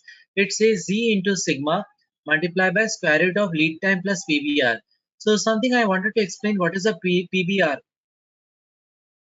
PBR is a period between reviews or period between replenishment. Every 1 month I'm doing the replenishment. Okay, I'm reviewing my stocks. Every 3 months I'm doing my reviews. So if the period between review is every 3 months, then it is more. Like once in 3 months I'm actually buying it. Got it? Then your stock will be more, right? If I only buy 15 kilogram of washing powder once a month, once in 3 months, so it is going to stay for 3 months, isn't it? Are you getting the concept? What is period between review? I'm going to supermarket to buy my detergent only in once in 3 months. So 15 kilogram I'll buy, or 9 kilograms I'm going to buy. So this is called period between reviews. When are you reviewing your stocks that you want to buy? So suppose I take this particular Can you formula. say that See, again? suppose you're going to go to the supermarket every 1 month. What is the period Yeah. between review? 1 month, right? Suppose you go to the Yes. supermarket and buy once in 3 months your detergent. Then what is the period between review Everything. you are going? 3 months, right? Free. If you're going Yeah. every week and you're reviewing it, so what It's is a, your review? 1 week, even that's right? a 1 week, right? It's a period. It's a period, yeah. So that's a period when you're reviewing actually. Oh. You want to review. Over here, this is the review period between 3 to 4. Entire. This is how I'm going to review. So now what is Z multiplication forecast? See, sigma is a forecast error, right? I said you recommended safety stock that is equal to your pi. What is a recommended safety stock? It is equal to your demand variability plus supply variability plus service variability. But how the formula is calculated? Formula is actually based on single stage normal forecast. Let's see how it works out.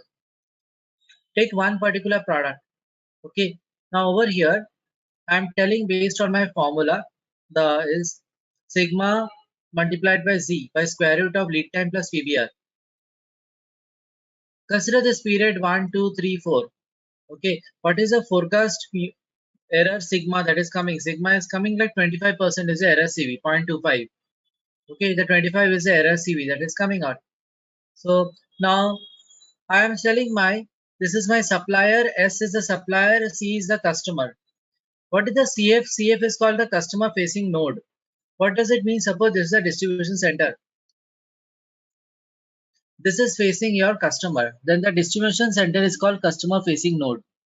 What is the meaning of non-NSP? NSP is a non-stock out probability.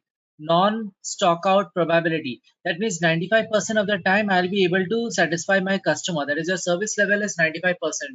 Got it? What is non-stock out probability means 95% of the times I'll be able to satisfy my customers. So what is your forecast demand is 100, 100, 100, isn't it?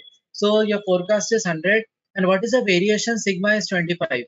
So plus minus 25 is the forecast error variation. It can be 125 in your premises or it can be 75. Okay, so that is a variation. So let's try to follow the formula. Your demand is 100 plus or minus 25. 25 is what? Ajay, what is 25?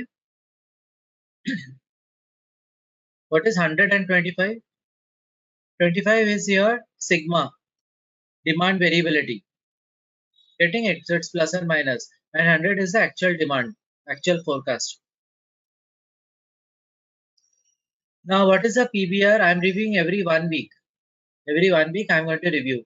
So, what is my lead time? Is 2 weeks to travel. 2 weeks is traveling from maybe Europe to US, and then there are certain flight ships it is traveling. Okay. Now, what is the service level? I've tell it as 95%. There is a non-stock out probability. 95% service level. Safety stock is equal to Z multiplied by sigma multiplied by square root of lead time plus PBR. So what is a Z? Z, you know, in colleges you have studied the log tables.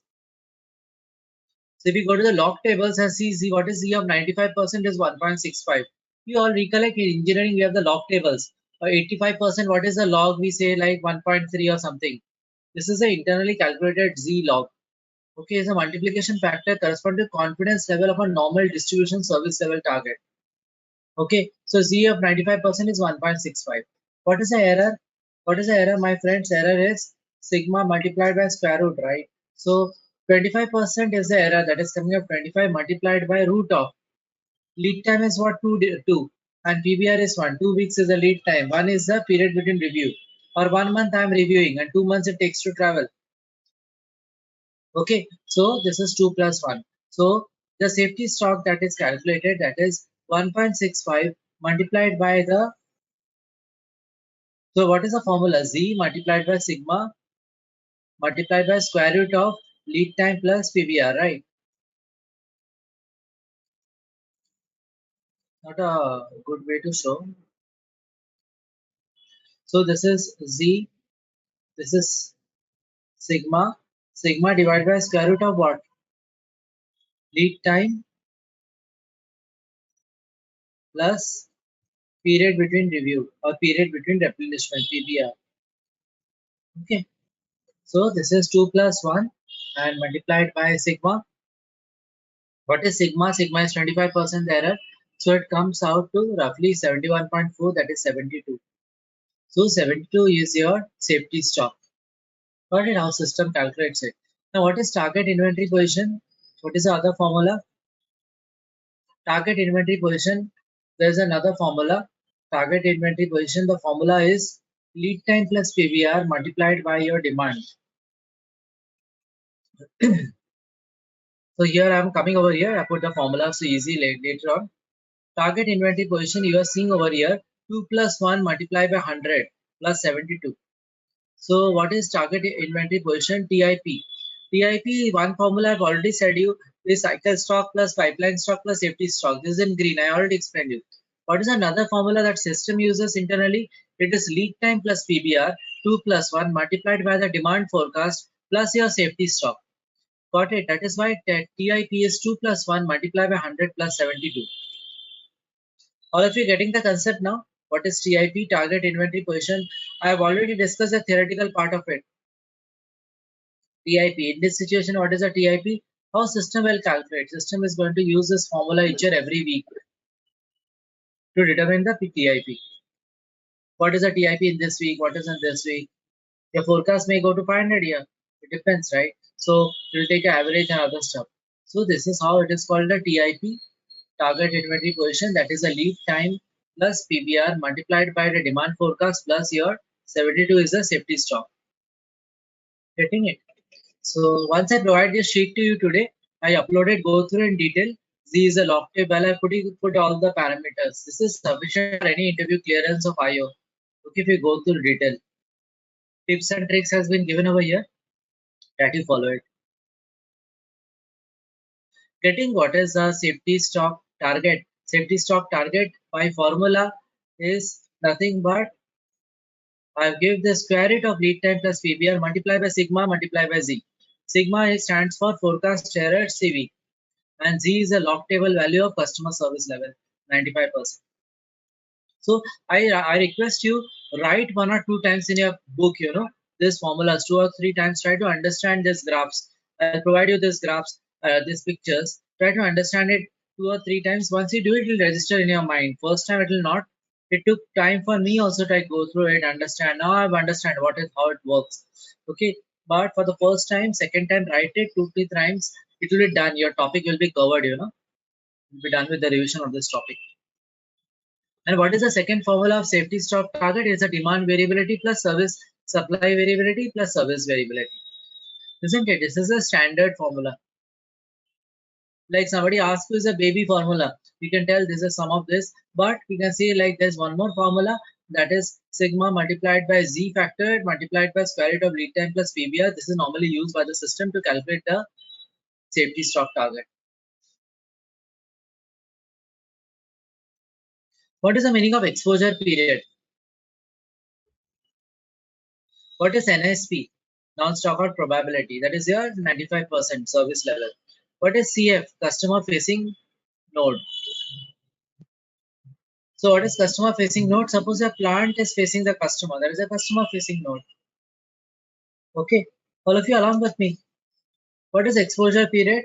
It is a period between lead time plus PBR. Lead time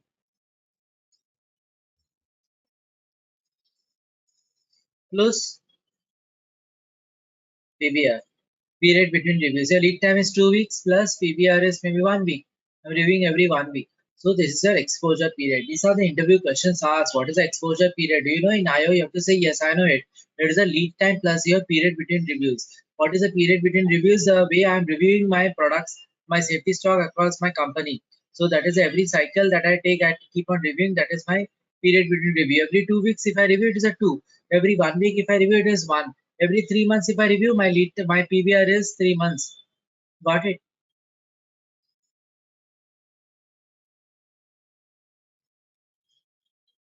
Okay.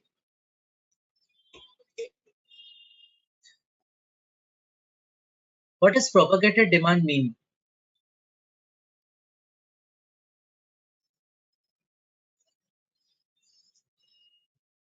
Any anybody can volunteer? Let me know. I'll explain this in detail. What does propagated demand mean?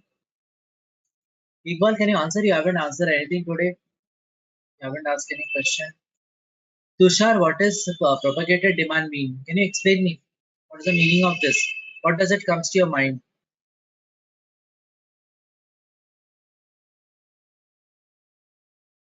Just give a try, no? Nothing harm. I am not. It's good if you give a try. If you cannot answer, you have given a try. That is important. Mean itself is the average of numbers, right? So Yeah, correct. Anybody who else wants to try what is propagated? Propagation word means what? It is for the propagation of the components.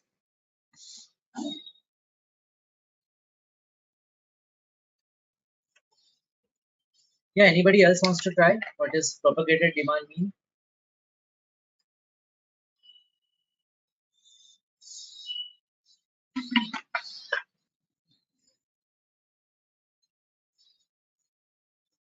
No one, my friends? Anyone? Okay, I will explain in that case.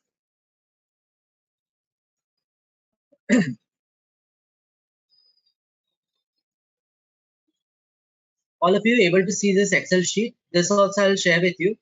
So there will be people might ask you in interview how to do the propagate. What about the components? Till now I'm talking about the safety stock for the product. How the components will be safety stock we are calculating. For that we are going to do an algorithm. If you go over here and if you go to the inventory optimization, in inventory optimization algorithm there is an algorithm called as calculate target inventory components. So I want to see the what is the TIP, what is the components. If I want to calculate, no, I have to respect my lead time of the components and everything. What that algorithm will do, let's take an example. Suppose there are 3 finished goods and these 3 finished goods are having some common components. Got it? 3 different varieties of some product which are having common components. So this is the bomb 1, bomb 2 and bomb 3. 3 bombs I have. 3 different finished good is having different demand. In July, so August, so take this as August, already in August. So in August what happens? We have the demand in week 1, 10, 20, 12. For the finished good, in the week 2 it is 30, 40, 55. Getting me all of you? These are the demand of the finished good. Now Suppose SQA. SQA is a component. What is SQA? It is a component product of stock keeping unit A is a component of what? Guys, are you able to follow? This is a component of finished good 1, 2, and 3. This is a common component, isn't it? This component goes in 3 finished goods. So what is this called? This is called dependent demand, isn't it? So what is a dependent demand? I'll take one by one name. Chandra, what is a dependent demand for the finished good in week 1? What should be? Suppose you have bomb, you have to go and see the bomb, right?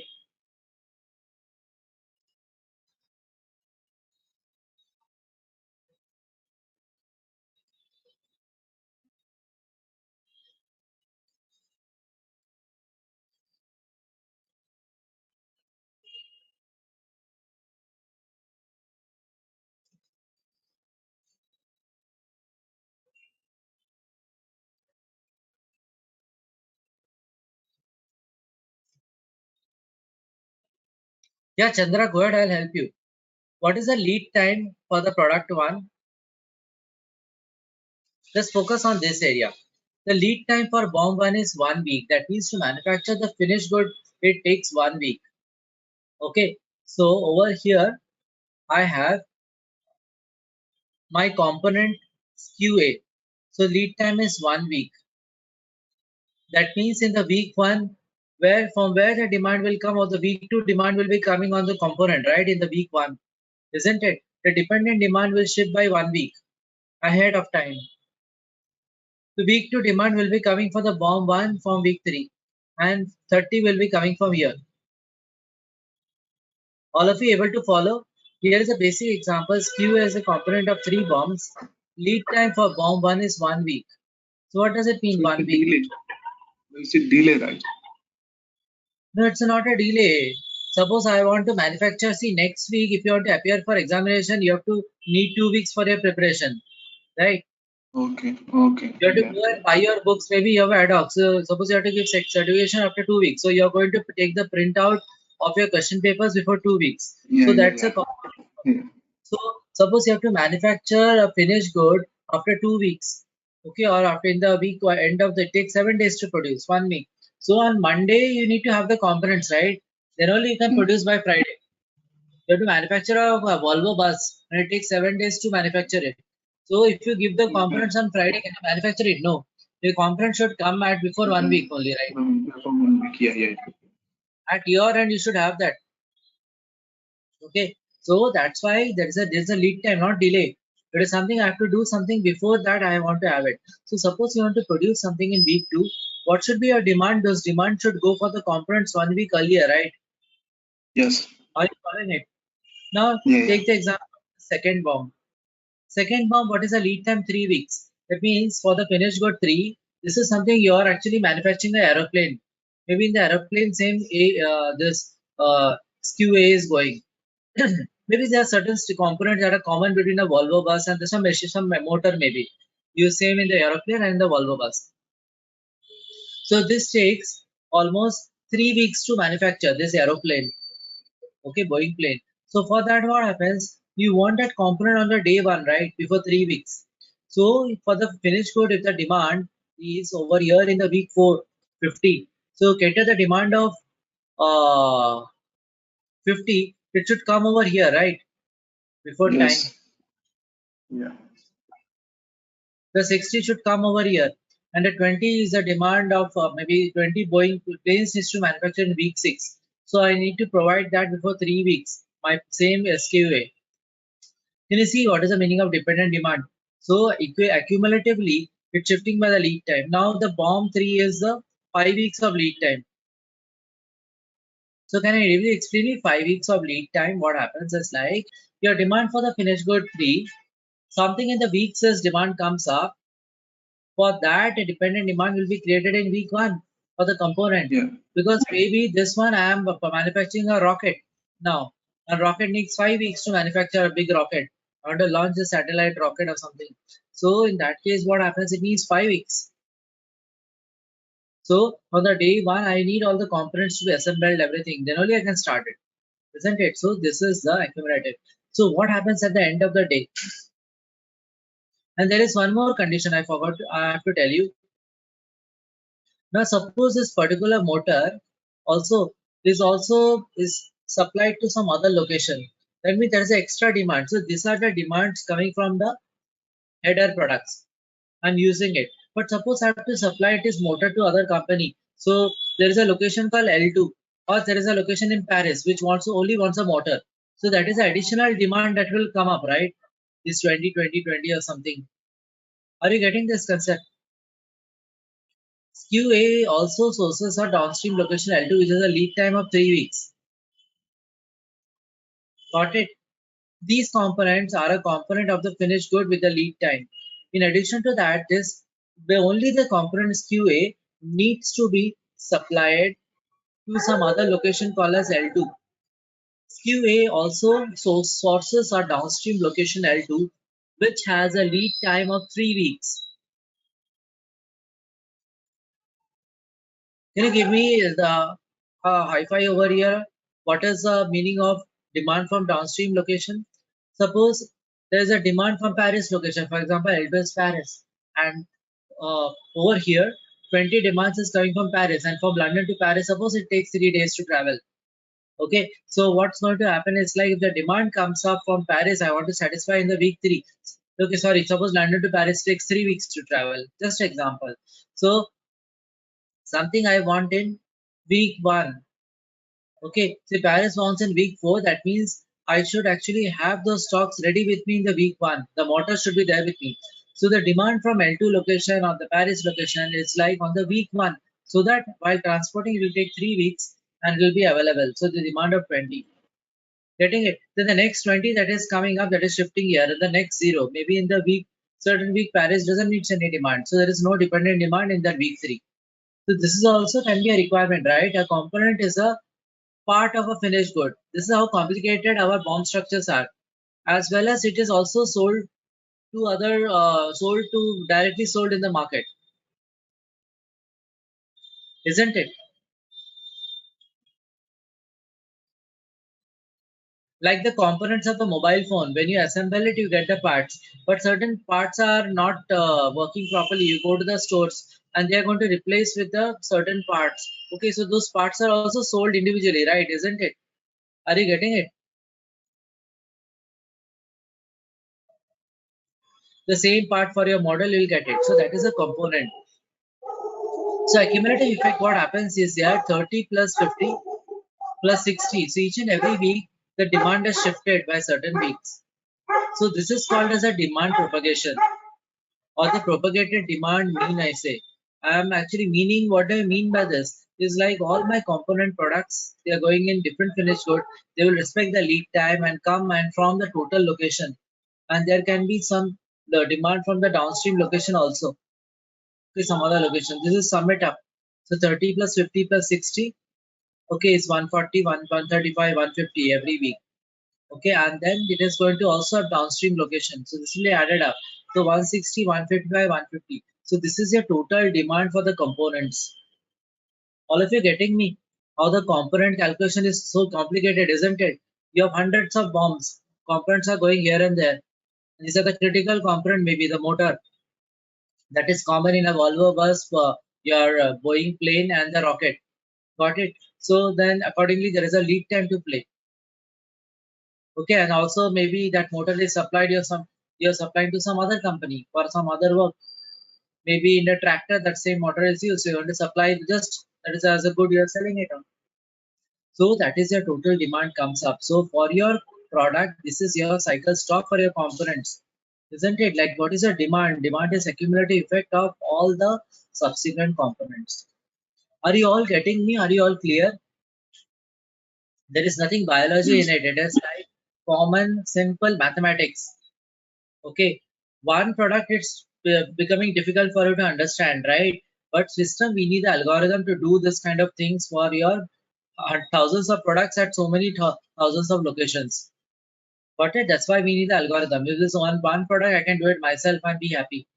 but I have so many components, so many goals and so many periods. So do you think individually it is possible to do these calculations and then decide no? So we need the algorithm to take care of it.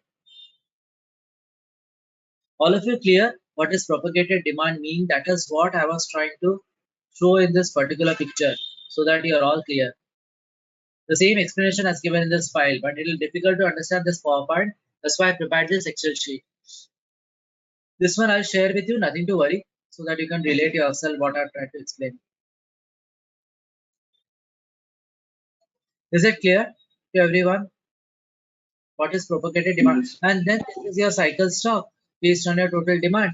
And then your safety stock may be having 50, 60, 55. Your pipeline stock company is ordered. So your target inventory position is 250 plus 285. That is your cycle plus safety plus pipeline.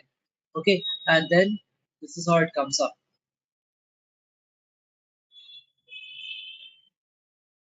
Isn't it? So this is called as propagated demand mean calculation, where your components are actually getting calculated in the best possible way. Is it possible? Now, what happens in inventory optimization is that the safety stock, you can rename the key figure. Last time I showed in demand planning how to change the description of a key figure. So maybe your company wants to use a baseline. You can go and change the word of that baseline key figure. So you can put baseline safety stock. This is a safety stock divided is calculated by the system. Now suppose a business is the king, right? Over the business wants to put some overrides like not 35, I want 36. I'm the business, I'm the king. So then I can go and put some manual override key figures. So any implementation, what happens, system does the algorithm, but they also want some override functionality. Then it can become 36 or something. Got it? Manual intervention everywhere is needed. Corona came out. I maintain certain safety stock, but now Corona is out, maybe again. Then again I have to increase the stocks. So that's why baseline override is always there. For each and every product, you can have it. Okay, now we sometimes business want to have a variations. We can give for extra formulas. That is nothing to worry over here. Now try to see the calculation. In the system, always you will have like certain pipeline stock system has calculated certain process stock. What is the in process stock? That is here.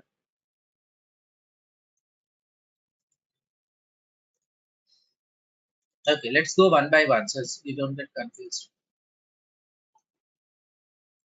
What is the period between review? Like every 1 week I'm going to review. Are you clear, all of you? Yeah. Production lead time, maybe this is what a production lead time is 0. You're not producing it. For this product is a transportation lead time. This is a lead time we discussed, right? For the components, lead time is there. What is on-hand stock? On-hand stock, it is your Cycle pipeline stock stock. plus safety Correct, stock. exactly. So that is your on-hand stock is 4. 4, what is your cycle stock? Cycle stock is 2. That is how Right. much demand. And what is a pipeline stock? 2. So 2 plus 2 is 4. Got it. This is called as on-hand stock. All of you following it? Yeah. Nothing in the process stock. Everything is pipeline. There's no process stock at all. Now propagated demand mean. I explained you the calculation, right? If this is a component, then how the demand propagation will happen at the lower level of the components. Then what is the recommended safety stock? That is a stock that is actually proposed by the system. This is coming up. This is a propagated demand mean. And what is TIP? Target inventory position, cycle stock plus recommended stock plus pipeline stock. Yeah. So 2 is a 2 plus 0 plus 2, whatever. So what I'm trying to explain you guys is like across a time horizon, something in 2025, I want to see what will be my inventory position. So using this kind of algorithms, I can be able to judge myself, okay, this should be my inventory position in this week. In this week, this should be my inventory position. If I'm also going to take into consideration of pipeline safety, these are the fictitious amount. Okay, but I'll get a projection in the future. Projected stock just gives a projection on supply planning. I'll explain you the formulas when I take the supply topic.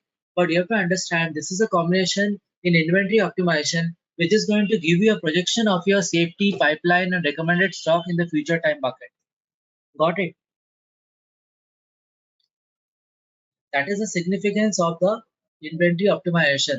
It calculates the safety stock as well as it gives you the projection of pipeline recommended and cycle stock that is called as a target inventory position of my components across a time horizon.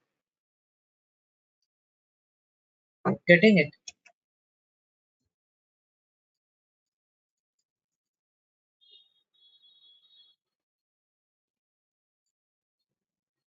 So just to sum it up quickly,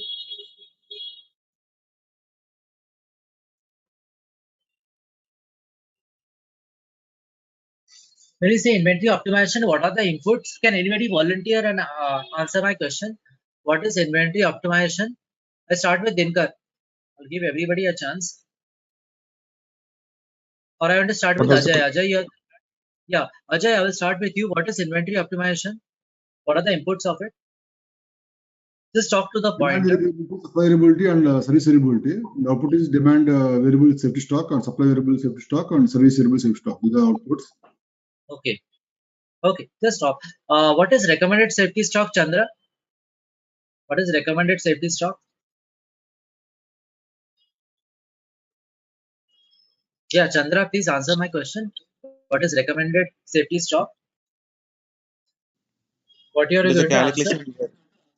It Yeah, is that the is stock in excess that you want to keep. yeah, that is a buffer stock that I'm going to maintain. That is the output of inventory optimization algorithm.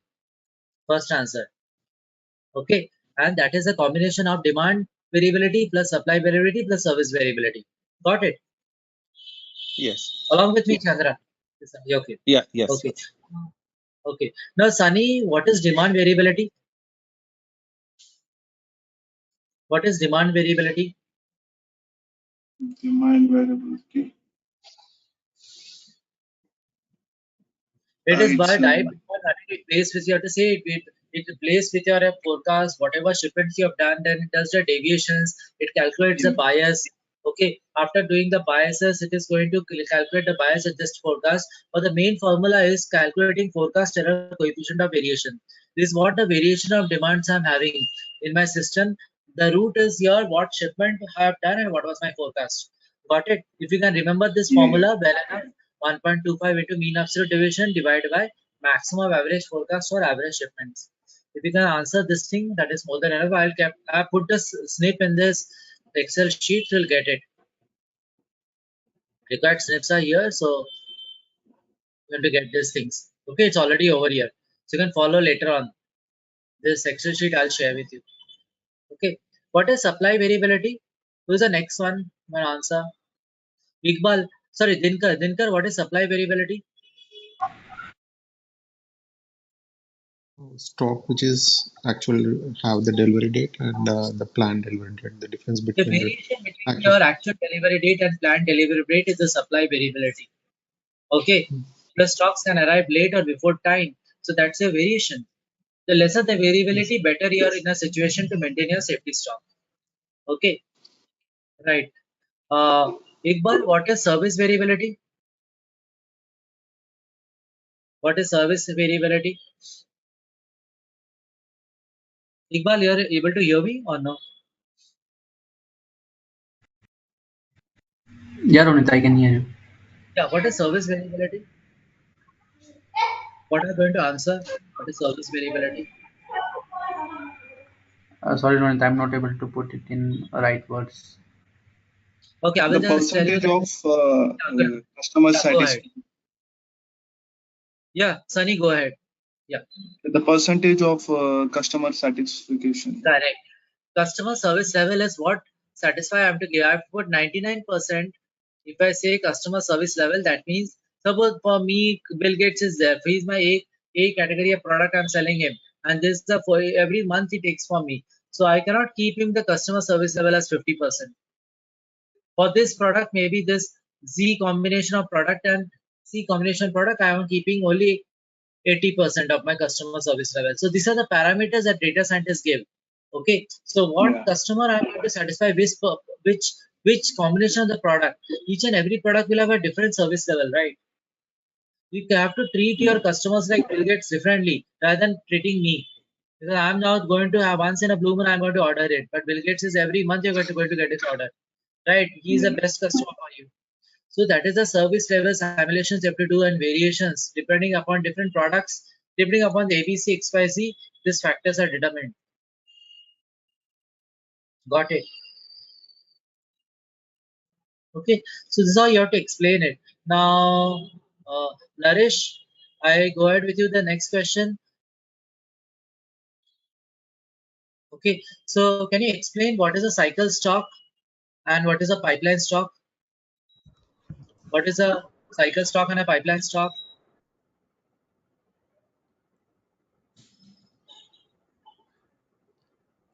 Cycle stock is what is exactly we target on particular What is the month. demand? What is the demand for that month? Exact for that particular month or week, right? Yeah. And what is a pipeline stock?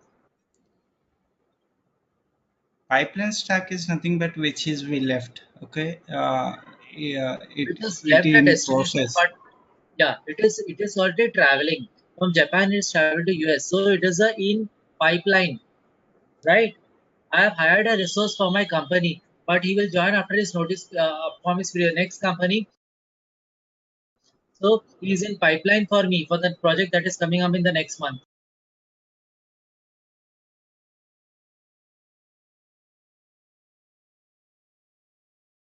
Got it? But he is not there. But for my target is like that resource is going to join after 2 months. So in the month of September, he is my actual resource in cycle. But till now, the resource has not joined my company. He is in pipeline. Getting it, Naresh? What is Yes. pipeline? Yes. But Yes. still, that resources who I'm hiring from the other company, he's serving as notice period. But he's in pipeline. I'm considering him as a stock for my upcoming project, isn't it? I've hired him. That's why. Got it.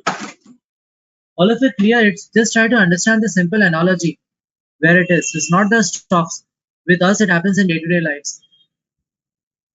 What is on-hand stock, Naresh? What is on-hand stock? See, these are interview questions. Nothing more Actual I'm asking stock you. we have. Recommended plus cycle stock. One word answer you have to give on stock. Yeah. On-hand stock is recommended plus cycle. That's it. You're done. You will ask you the next question. Okay. What is period between review? Sunny, what is period between review?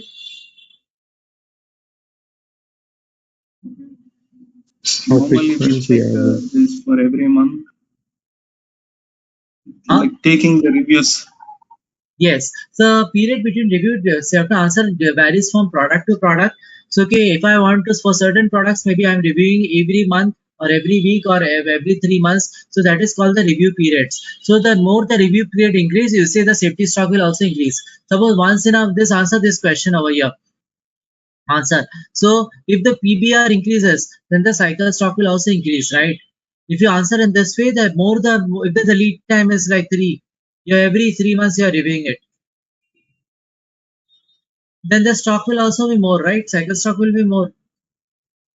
Every 3 months you are reviewing it. Every day, if you are reviewing, every day you are going to the supermarket and buying. So it is like every day. The stock will be, your graph will be less. You are following it, everyone.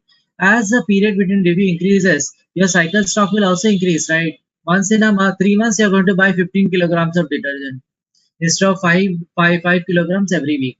Got it? So you have to answer the question. With a PBR you are doing review. So please understand like my cycle stock is very much dependent upon my PBR. As my period between reviews increases, okay, my cycle stock also increases and vice versa. Okay, then you stop it. Okay, Aditya, I have not come to you. Aditya, what is the, somebody asked you, okay, do you have the system calculation formula for safety stock? I request you to just by heart this, huh? Lead time plus PBR is called exposure period. Got it, Aditya?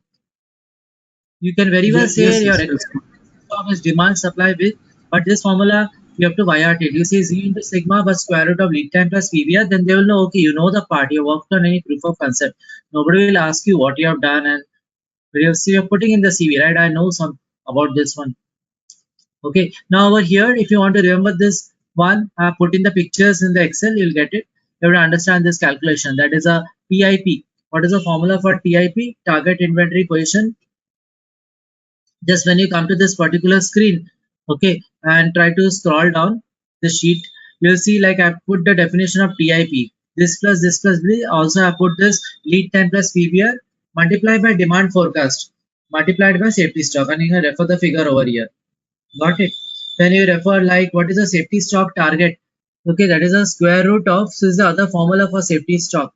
What is that? Square root of lead time plus PVR multiplied by sigma multiplied by Z. What is the sigma? Sigma is forecast error CV percentage. Okay, and the Z is the log table. So you can just go here, refer this, understand, increase this, try to do your studies. Okay, so I request you these two sheets that I go, if you're doing any certification, any, just go through this. This will be sufficient. Then also I provided in my study materials one complete book on inventory optimization. Okay, so that we will see now. Exposure period. What is exposure period, Sohit? Sohit, what is exposure period?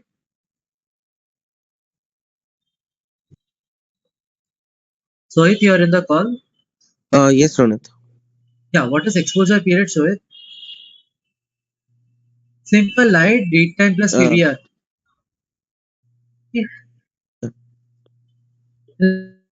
Okay. So lead time plus PVR, that is your exposure period.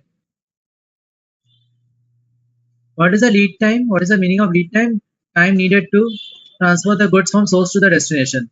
Right. What is a PVR? Lead time is a time. It takes 10 days. PVR is when you are reviewing. That's it. This is called exposure period. These are direct definitions or questions asked. What is exposure period? Well, they will ask you, do you know what is the meaning of NSP? NSP is a non-stock out probability that is equal to the your service level. Okay. This non-stock out variability is nothing but equal to your service level. my service level for my customer, service level variability.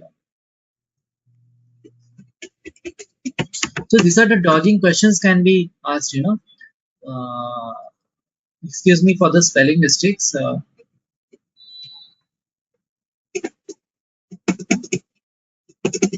Yeah, all of you along with me, trying to follow the concepts, right? Now, so what is CF? So do you know what is a customer facing node? You have to say, yes, I know what is a customer facing node.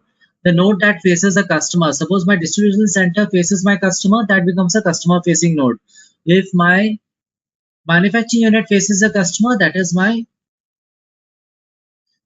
customer facing node. So when the IBP interview comes up, there are specific sections, you know, inventory optimization in any company, they will have a particular chunk they don't want to know in detail because it's a complicated module.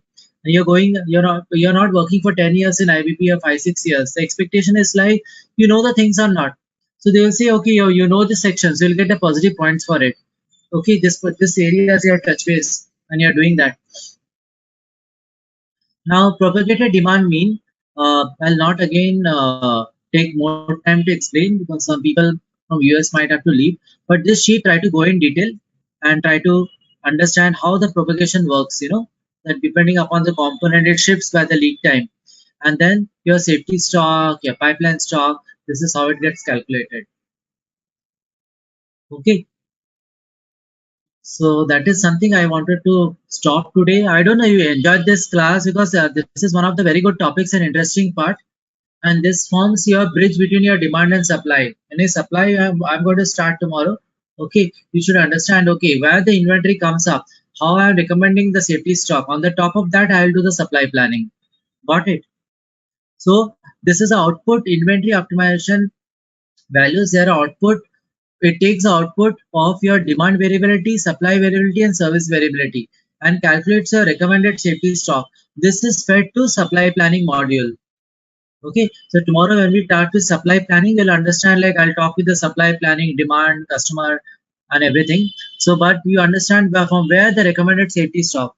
When we had the APO module, we used to insert this value set manually. Okay, there was no calculation there for APO. So SmartOps was a company, SMART OPS, SmartOps, that used to actually help SAP collaborate with it. Now SAP has acquired the SmartOps company and has developed this inventory optimization module. Got it? So this is what is the history behind the inventory optimization of IBP. So I'll come back to the agenda. Okay, so all of you please remain present tomorrow. Tomorrow I'll take the first class of your supply planning. Okay, I'll start in very basics of supply planning, but don't miss tomorrow's class. What are the master data? All the concepts I'll be clearing. Okay, so there's something different called production data sources and other stuff. So I think this batch is doing really good. Okay, but try to keep your studies intact. Okay, go through the recordings again and again. Okay, so you'll find a difference coming up at the end of 2 months. At least 1 month we are done now. Almost we have started. Before 1 month, I guess you are just at the basics, right? You didn't know what is IBP, but slowly we are trying to understand the concepts. Okay, so let's meet tomorrow same time. It's not Fridays for the other batch. Yeah, Ronit. Thank you. Thanks. Okay, thank you, Ronit. Thank you. Thanks everyone. Thank you. Thanks. Thank you. Record.